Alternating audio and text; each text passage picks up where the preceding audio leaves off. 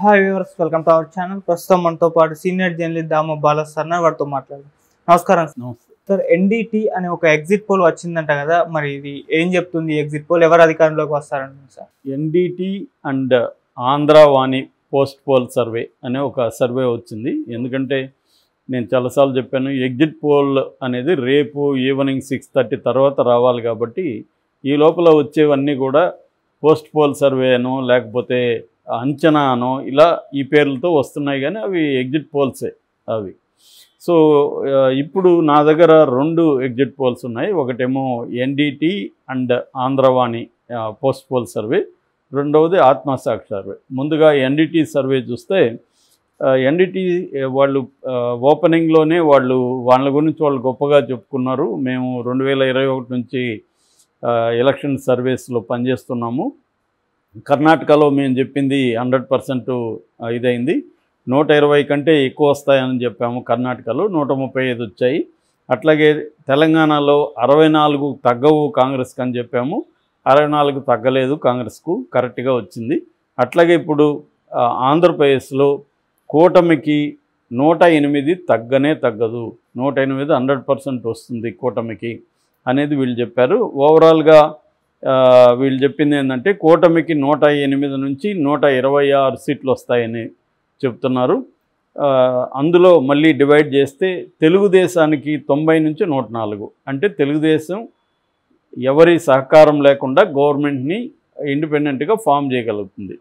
అంటే ఇటు జనసేన ఇటు బీజేపీ సహకారం లేకపోయినా గవర్నమెంట్ ఫామ్ చేయగలుగుతుంది. ఆ మేరకి చంద్రబాబుకి కొంత ఫ్రీడమ్ అయితే ఉంటుంది ఈ సర్వే ప్రకారం. ఇక జనసేనకి చాలా బాగా చెప్పారు, 14 నుంచి 17 వస్తాయి. వాళ్ళు పోటీ చేసిందే 21, అంటే 14 నుంచి 17 వస్తాయంటే చాలా బాగా పెర్ఫామ్ చేసినట్టుగా జనసేన. ఇక బీజేపీకి 10 చేస్తే 2 నుంచి 4, బీజేపీ కొద్దిగా తగ్గుతుంది, బట్ 2 నుంచి 4 వచ్చే అవకాశం బీజేపీకి ఉందనేది వీళ్ళు ప్రధానంగా చెప్తున్నారు.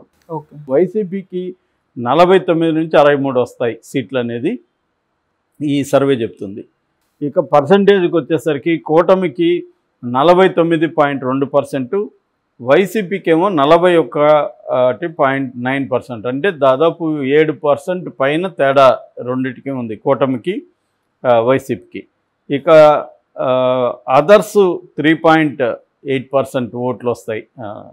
కాంగ్రెస్కి 3.8% వస్తుంది. గతంలో 2% కూడా రాలేదు కాంగ్రెస్కి. ఈసారి మేబీ షర్మిలా ఫ్యాక్టర్ వల్ల 1.8% పెరుగుతున్నట్టుగా మనం అర్థం చేసుకోవచ్చు. ఇతరులకు 5% ఓట్లు వస్తాయనేది ఈ సర్వే చెప్తుంది. ఇక వీళ్ళు చెప్పింది ఏంటంటే 88% మంత్రులు ఓడిపోతారు వైసీపీ నుంచి అనేది ఒక బాంబు పేల్చారు వీళ్ళు. అట్లాగే సిబిఎన్ చంద్రబాబు గెలుస్తాడు ఖచ్చితంగా, అది కూడా మంచి మెజార్టీతో, గతం కంటే మంచి మెజార్టీతో చంద్రబాబు గెలుస్తాడని చెప్తున్నారు.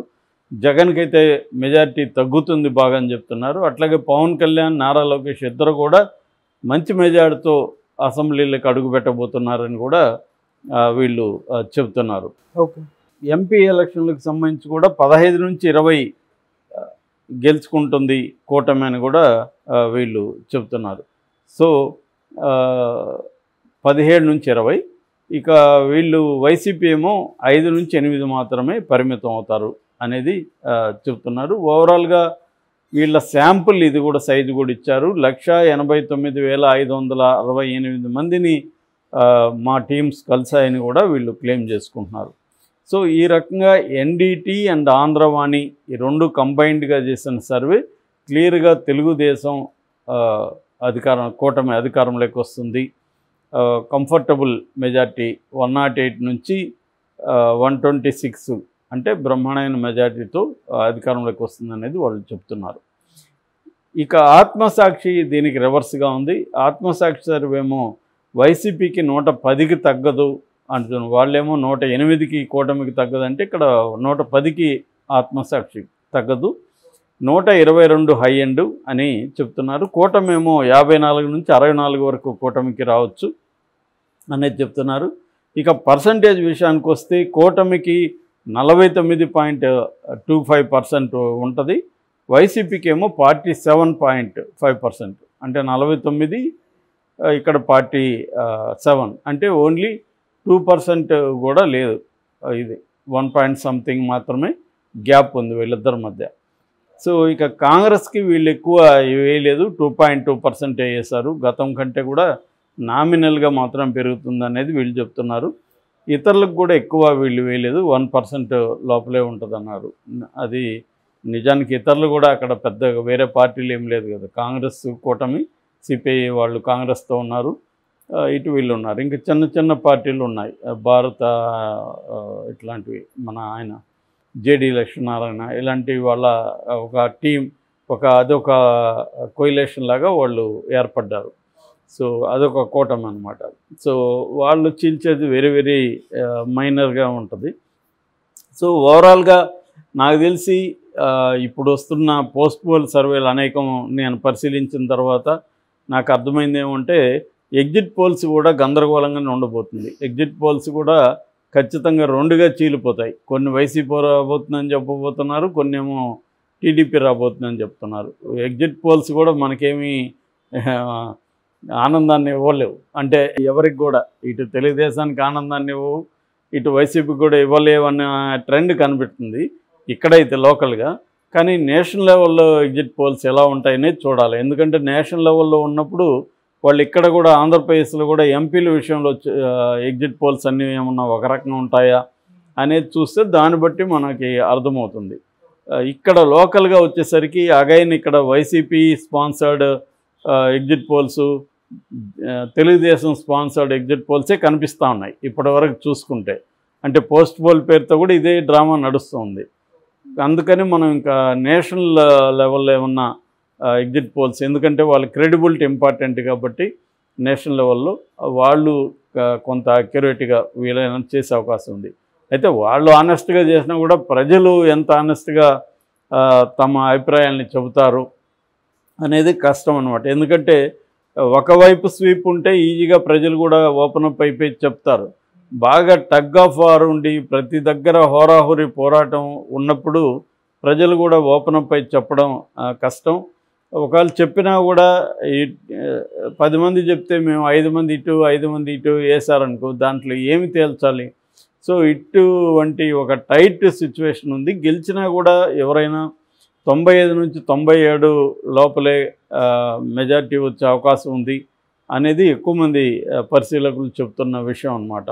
రాజకీయాల్లో సీనియర్ తలబడిన వాళ్ళంతా చెప్తున్నది ఏంటంటే, ఎక్కువ మెజార్టీ ఎవరికి రాదు, పట్టుపట్టులుగా మాత్రమే ఉంటుంది దగ్గరగా. ఇప్పుడు తెలంగాణలో కూడా అదే పరిస్థితి కదా. సో అదే పరిస్థితి అక్కడ కూడా ఉంటుంది అనేది. తెలంగాణలో కూడా 64 కాంగ్రెస్కి 5 65 వచ్చాయి. సో 120 రావాలి ఇక్కడ, 60 రావాలి. ఒక 4 మాత్రమే మెజార్టీ కాంగ్రెస్కి, అది కలుపుకుంటే 5 మెజార్టీ. అలాగే అక్కడ 88 రావాలి, 95 లోపలే ఉంటుంది. అక్కడ 95 90 100 లోపలే ఉంటుంది మెజార్టీ అనేది చెబుతున్నారు. ఇది చూడాలి. ఏమైనా రేపు ఈవినింగ్కి మనకి ఎగ్జిట్ పోల్స్ వస్తాయి. కానీ ఆ ఎగ్జిట్ పోల్ ట్రెండ్ చూస్తూ ఉంటే మాత్రం ఆల్రెడీ చాలా ఎగ్జిట్ పోల్స్ రకరకాల పేరుతో వచ్చేసాయి. సో ఇవన్నీ కూడా డివైడ్ అయిపోయినాయి. కొన్నేమో వైసీపీకి వస్తాయని చెప్తున్నారు, వాళ్ళేమో నిన్న కూడా మనం నాగన్న సర్వే చెప్పుకున్నాం. నాగన్న సర్వే క్లియర్గా వైసీపీకి గవర్నమెంట్ ఫామ్ చేసే పరిస్థితి ఉందని చెప్తున్నారు. ఆత్మసాక్షి కూడా వైసీపీ అంటున్నారు. వీళ్ళిద్దరూ కూడా గతంలో కర్ణాటకలో తెలంగాణలో ఫెయిల్ అయినారనే ఒక నెరేటివ్ బయటకు వచ్చింది. సో వాళ్ళకి విశ్వసనీయత లేదు అని, వాళ్ళేమో మేము ఫెయిల్ అవ్వలేదు, మేము కరెక్ట్గా చెప్పామని వాళ్ళు క్లెయిమ్ చేసుకుంటున్నారు. సో ఆ స్థాయిలో ఇప్పుడు ఎన్డీటీ ఆంధ్రవాణి సర్వే కూడా ఇలాగే క్లెయిమ్ చేసుకుంటున్నారు. మరి ఏది ఇదనేది రేపు ఈవినింగ్కి మనకు కొంత ఐడియా వస్తుంది.